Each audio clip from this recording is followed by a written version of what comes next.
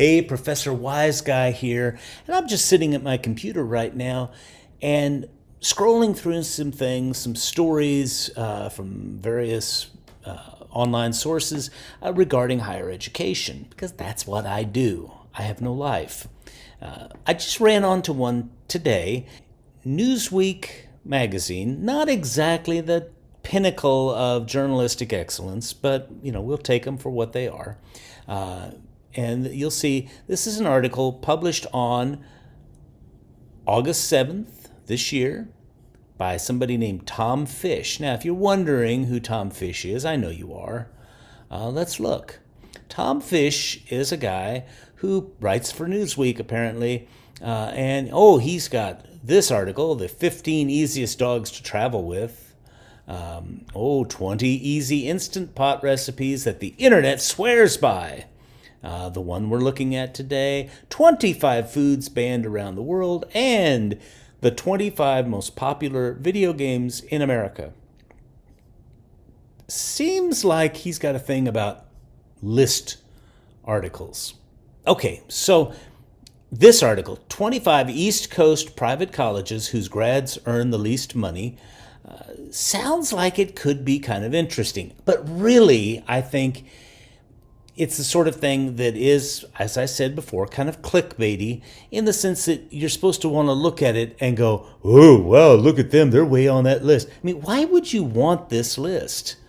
Unless maybe you were thinking about going to one of these schools. I don't know. Well, let's look at the beginning of his article.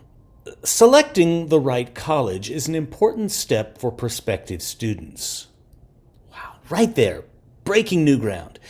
There are many factors to consider when weighing up, where to study, and potential income after graduating could be a factor. I mean, Tom, you are really taking a firm stand there.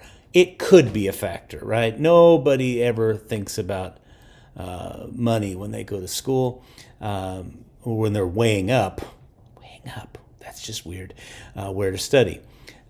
Okay, then we get into the heart of this thing. Economic modelers have ranked for Newsweek private colleges by expected salary for graduates. Those listed below ranked lowest on the East Coast. Okay, first of all, that's really kind of clunky grammar, but I'm going to let him go with that because it's going to get worse. But they have ranked these economic modelers have done this by expected salary for graduates.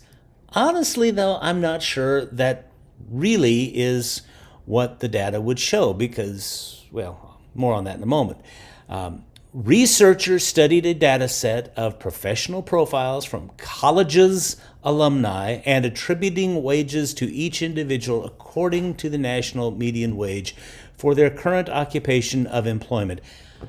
There are about 4 spots in that sentence where the grammar just completely gets away from old Tom. Researchers studied a data set of professional profiles from colleges' alumni. Maybe there's an apostrophe missing. Maybe it's supposed to be college alumni. I'm not sure. And then attributing wages. I'm not sure if it's supposed to be and they attributed wages, something like that. I don't know. They attributed those wages to each individual according to the national median wage for their current occupation of employment. I assume that's supposed to be occupation or employment. So I think that was only 3 clunky spots, but I just don't think Tom took the time to proofread this like he should have. And apparently Newsweek doesn't have a proofreader anymore. Wage data were obtained from the U.S. Bureau of Labor Statistics Employment and Wages Statistics Program. Then we skip over their shameless advertisement here. Only institutions with more than 1,000 profiles in the database were considered. Now, let me tell you what I think this means. I think what this article tells us that they did is that they got some economic modelers, whoever they are, to look up people on some professional profile list. I'm thinking LinkedIn. And they then said, well, of all the people, let's search for the people at Marist College, number 25, and we found 1,000 of them. Okay, and of those people, 100 of them are working in nursing, 85 of them are working as accountants, and so on. They get all these professions listed, and then they say, well, the median income for a nurse is this, and the median income for an accountant is this, and the median income for everything else is that. You multiply the number of people times the median income for each of those, add them up, and then you divide by 1,000 or however many you had in the list, right? I mean, that kind of makes sense. And there's your methodology. Here's my problem with that. I don't believe them. This was apparently done for Newsweek. They didn't like go out and find data that had already been processed. They were having economic modelers ranking for Newsweek the expected salary for graduates. They had to have gone through at least 25,000 professional profiles. Had to figure out, well, it would be easy, right? You go into LinkedIn and you search for everybody that went to this school and that school and all these other schools. But I said that they had to have at least 25,000. They had to have a lot more than that, because in order for this to be legit, you would have to do every single school on the East Coast, and that goes way back off. I mean, it's not on the coast. It's not like they have a beachfront campus. You would have to have every single school in Maine and Vermont and New Hampshire and Massachusetts, and just keep coming on down the eastern seaboard, and then you have to have any of them that had 1,000 records. You then did this methodology, figure out how many of them were in this job and how many of them were in that job, and then you've applied the median income for each job. That would be a titanic amount of data processing for one scrawny little article that wasn't even proofread. I mean, this is like the sort of stuff, the sort of research they do for Pulitzer winners, not for this. I kind of have my doubts that they even did anything, or that they had 1,000 profiles. But if they didn't, even if they did a sample of them, they'd have to do a big enough sample that it would be representative. I find this hard to believe, but Tom wouldn't lie to me, so we'll take him at his word. That's tough. But here's the thing. Like I said before, this is not what people would expect. Like, for example, the 2021 graduates of Marist College, I'm going to go out on a limb and say they're not making $85,000 right now. This is all of their graduates. This could be the ones who graduated in 1970 all the way up to 2021. So you're going to have people that are 5 years into their career, 10 years into their career, 20 years into their career, maybe 40 years into their career. The average person graduates at, say, 22. Well, they might have potentially 50 years of working, and hopefully that income is going to go up, up, up. So you've got to kind of know who the population is. And let me just, before you say I'm being too picky here, let's take an example. What if we've got a school that has grown dramatically in the last few years? And an example of that could be on the list, not Quinnipiac, not Barry, not Campbell. It's on down the list. Liberty University. Now, Liberty University is a huge school. One thing to note is that this huge school has the vast majority of their students online. I mean, the vast majority, like about 4 times as many online as on campus. So, are all of those on the East Coast? Well, no, not at all. And are online students exactly the same as on-campus students? I don't think I would compare one to the other. I teach online, but I'm going to say that they are different. But here's the thing that's really important. Liberty University was only founded in the 1970s. It was a small school almost exclusively for people studying for the ministry. And then, as the years went by, it has grown, and it has grown dramatically in the 21st century. So, is it fair to compare them with a school that, say, has had, 1,000 or 2,000 students for 100 years?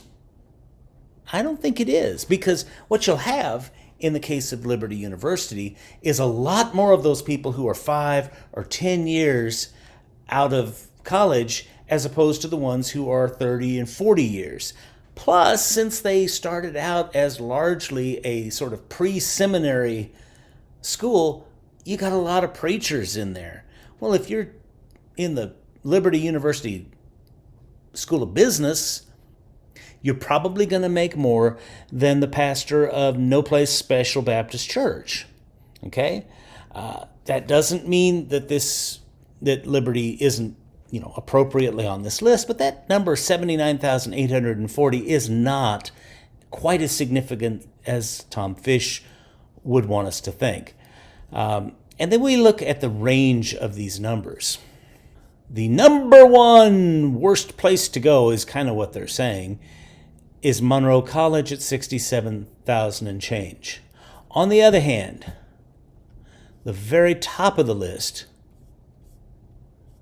there we are, is Marist College at almost $86,000.